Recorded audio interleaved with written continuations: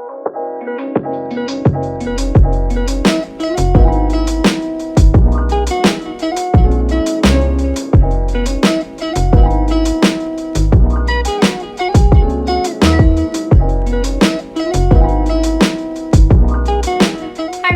to another video. Tomorrow is New Year's Eve, which is insane. It's gonna be 2020, which means it's the end of the decade, which is insane. Yeah, I was 11 the last time this happened. I'm 21 now. That's 11 plus 10. Okay, so today's video is going to be a recap of all of my favorite movies that came out in 2019. It's gonna be super quick. I have them all written down on my little notebook. I'm gonna keep it to like pretty popular ones. I saw some like weird movies this year that I won't go too far into, so these are all gonna be ones that you've heard of.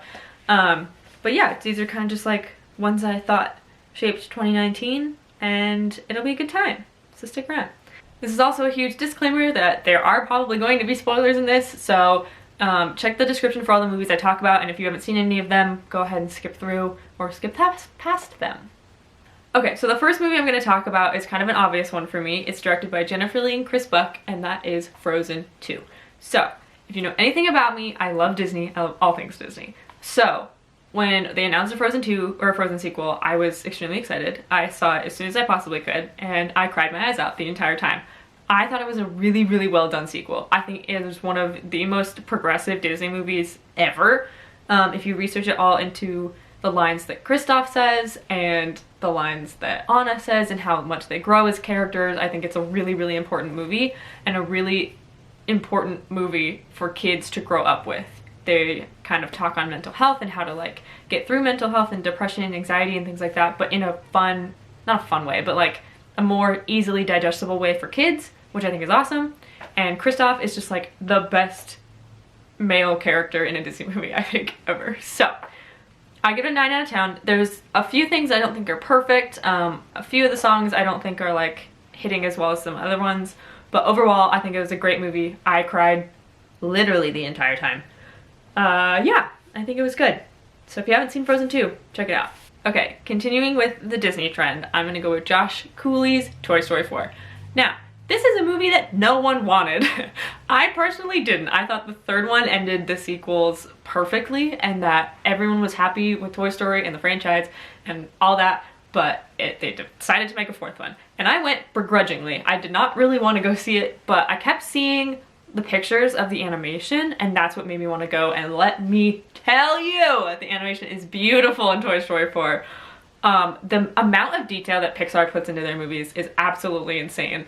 And I don't know how they do it at all. I think it's exceptionally well animated. The story was actually pretty good.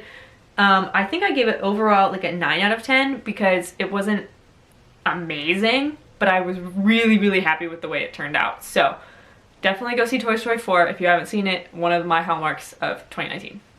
Okay, the next movie I'm going to touch on is Gene Stupinski's Good Boys. It was the one that was produced by, hey Google, who produced Good Boys? Good Boys' producers included Seth Rogen, Lee Eisenberg, Evan Goldberg, and others. Yes. Let me know if you want me to tell you more. Thanks. So Good Boys was directed by Gene Stupinski and produced by Seth Rogen, which is obvious in the film. It was good. I give it a 6 out of 10. It was funny, it served its purpose, but it was a little cringy.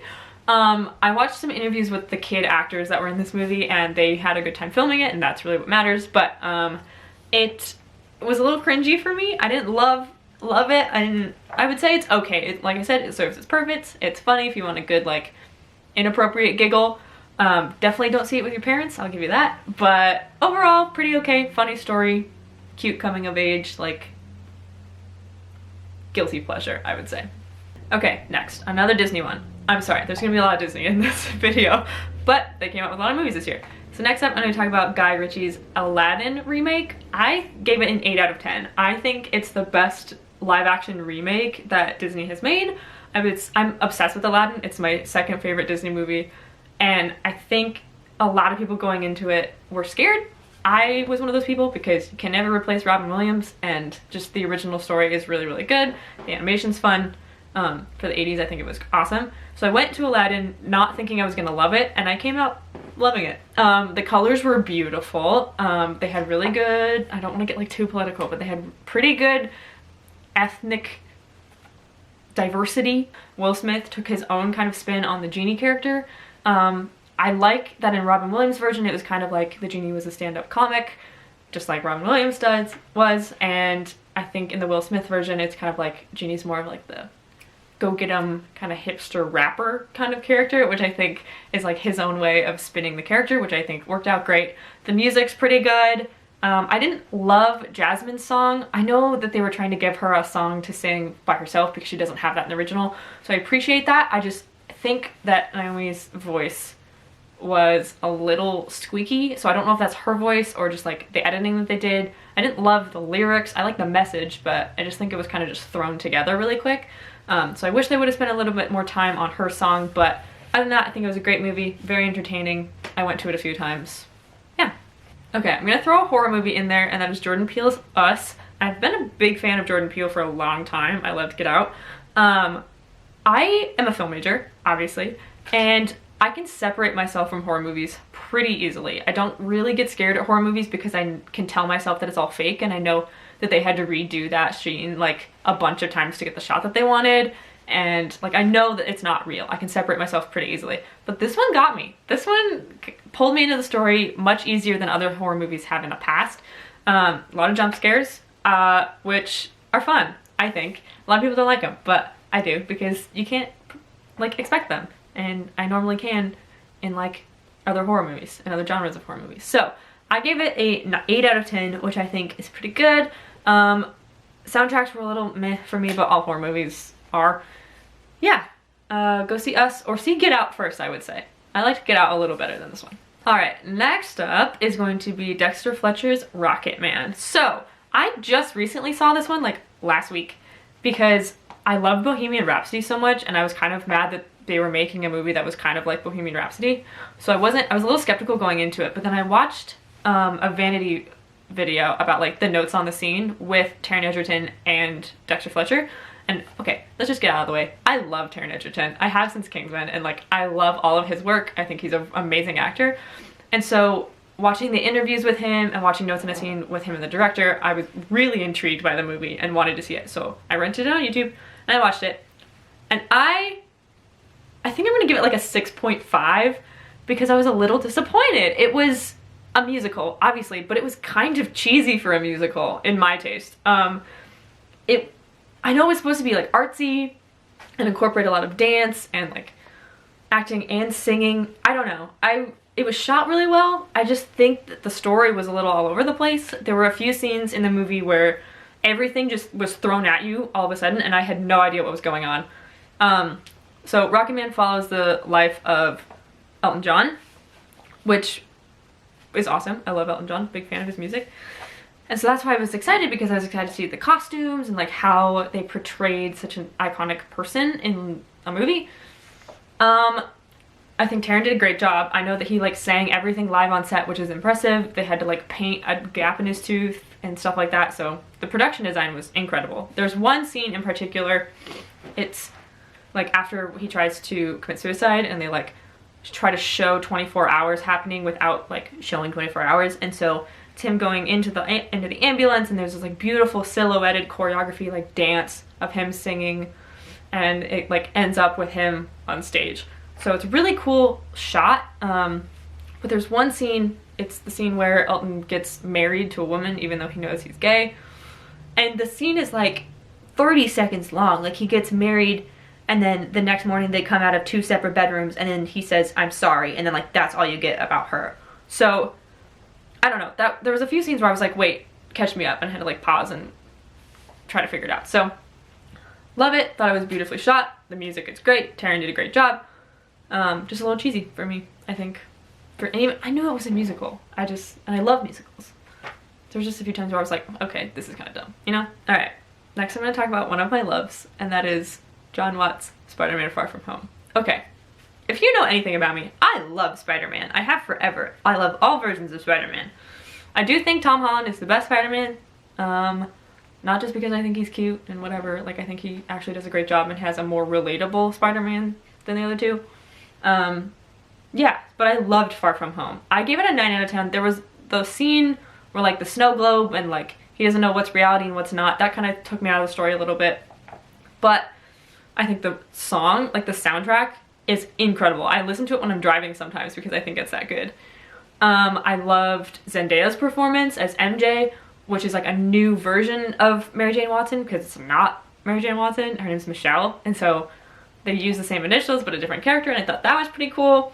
Yeah, I think it's a great continuation of Homecoming. I love Spider-Man Homecoming. So, and the great cliffhanger at the end. I'm very excited to see where they take the third one. All right, next is a movie that I didn't think I would love, and that's James Mangold's Ford versus Ferrari. I went into this thinking I wouldn't care that much about a racing movie. I was on my edge of the seat the entire time. I was so into that story. I think both Christian Bale and Matt Damon had incredible performances in it, and the cinematography is beautiful. There was one shot where I thought it was a little cheesy. It's like from below, making Christian Bale look like an incredible character, and he's like drinking coffee against like a sunset or whatever. That was a little cheesy, a little dramatic for me, but I loved this story, and I went to it with my family, so it was my mom, dad, and my brother and I. And my dad like knew the story and has met the main character of the movie, like not Christian Bale, but like the actual guy. I forget his name off the top of my head, sorry. But my dad was like, yeah, they told it pretty well, and it was, I thought I could predict what the ending was gonna be, and then I couldn't, so that was nice, because normally with like narrative movies, as a film major, sorry to brag, like normally I can kind of predict that kind of stuff, and I couldn't with this one. So this is one of my top movies of 2019. I gave it a 10 out of 10. I thought it was amazing. And I didn't think I was gonna think it was amazing. So, props to Ford v Ferrari. Alright, I can't talk about movies of 2019 and not talk about these last three. So, not in any particular order. Don't worry about that. I mean, I'll end with my favorite of 2019, but these last three are kind of all similar. And that is J.J. Abrams' Rise of Skywalker.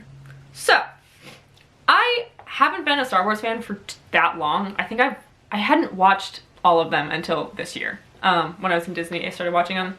I kind of watched all the like previous 8 and whatever up until this movie because I knew I wanted to go see it in theaters. This is the only Star Wars movie I've ever seen in theaters, so that was a pretty cool experience for me in and of itself. Overall, I give this movie a 7 out of 10. I think it was a good like wrap up of the previous like storyline, the Skywalker storyline. There was just a few scenes where a lot happened at once, just like Rocketman, I was a little confused and had to get caught up a little bit. So I don't hate it. I don't think it's the end. People keep saying it's like the end of the franchise. It's not. I didn't like the kiss, I have to say. I think people are like split on this. I thought the kiss was unnecessary. And my biggest pet peeve of this movie, if you've seen it, you never know what Finn wanted to say to Rey. You never figure out. Like, you can assume what he wanted to say, but I don't want to do that, you know? Like, I wanted to hear it, and you never did. So that's fine. It's fine. I love Babu Frick so much. I think he's like my new favorite character. He was just hilarious and a great comedic relief in that movie, I think. So yeah, overall, I think it was pretty dang good. I loved like the nods to the previous movies. Kind of made me a little nostalgic, which was cool. But yeah, didn't love it, didn't hate it. I think it's a good wrap up, but wasn't perfect. There's 2 more. I'm gonna end with my favorite one, so I'm gonna talk about this one first. Next one is the Russo brothers' Avengers Endgame. Obviously. I do think that this movie like changed the world. I know it surpassed Avatar for like the highest grossing movie of all time, which is insane. I only saw it once in theaters just because I waited a really long time so I wasn't like crowded in the theater. I do wish I had seen it with like a lot of people who are fans of the franchise and whatever, but I only saw it once, and I'm okay with that. Like, I was extremely satisfied by this movie. I know that there's like more to come, obviously, but it was pretty flipping good. I was really, really happy with it. It was long, obviously. There were a few times where I thought they just like touched on each franchise a little too quickly. So they're like, here's a second of Guardians, here's a second of Spider-Man, like here's a second of like the original 6, whatever. So there was a few times like that where I thought it was just kind of like, oh, here's your favorite character for a second, just so you know that it's in the movie, and then they move on. The specific example I can think about that is with Star-Lord and Gamora, where they like meet each other for a second during the huge battle, and then they don't really do anything after that. Which I wish they had spent a little more time on, which I know it was like a 3-hour movie, so it's long anyway, but I do wish there was a little more time on each little franchise, just so, I don't know, it seemed more satisfying to me. I loved the ending. I'm excited to see where they take the franchise next, and I absolutely loved Endgame. I gave it a 9.5. Yeah, okay. So now I'm going to talk about my favorite movie that came out in 2019. I bet some people will be surprised and some people won't be surprised. And that is Dean DeBlois' How to Train Your Dragon: A Hidden World. Okay, this is a beautiful flippin' franchise. I have loved this franchise ever since the first movie. I'm obsessed with the characters, I'm obsessed with the animation, the song is incredible. It's so good, it's so good. So this is the 3rd movie in the franchise, and supposedly it's supposed to be the end, but I hope it's not because it was really good. But A Hidden World tugs at your heckin' heartstrings so much. I bawled when I saw this movie. It is visually stunning. The story is sad as heck, and I fell in love with it. I really did. In my notebook I wrote super emotional, wow, because I bawled at this movie. It's so good, and I know that like How to Train Your Dragon is not, I think it's an underrated franchise. I don't think it gets the recognition it deserves. And don't get me wrong, I'm a huge Disney fan, obviously. I love the Disney and Pixar, with princesses, Frozen, I love all that. But this honestly might be my favorite franchise of all time. I love How to Train Your Dragon and think this was a beautiful, beautiful way to end it. I cried a lot. So yeah, if you haven't seen it, go flip and watch it. I know it was on Amazon Prime for a while, I don't know if it is anymore, but you have to see this one. Make sure you see the other 2 first, obviously, but get your tissues out because you'll cry. Alrighty y'all, so that wraps up my little movie review of 2019. Hope you enjoyed it. It was fun to make. I wanted to do something like this for a while, and I wanted to make a like end cap of 2019 video, but I didn't want to do like my resolutions or 2020 goals. Like I want to do something fun. And as a film major, let's talk about some movies. So let me know what you think of my list. Let me know if you would change anything. And yeah, thank you so much for supporting me through 2019, friends, family, or otherwise. Have a great 2020, and I will see you there. Yeah, have a great day, you guys. See you soon.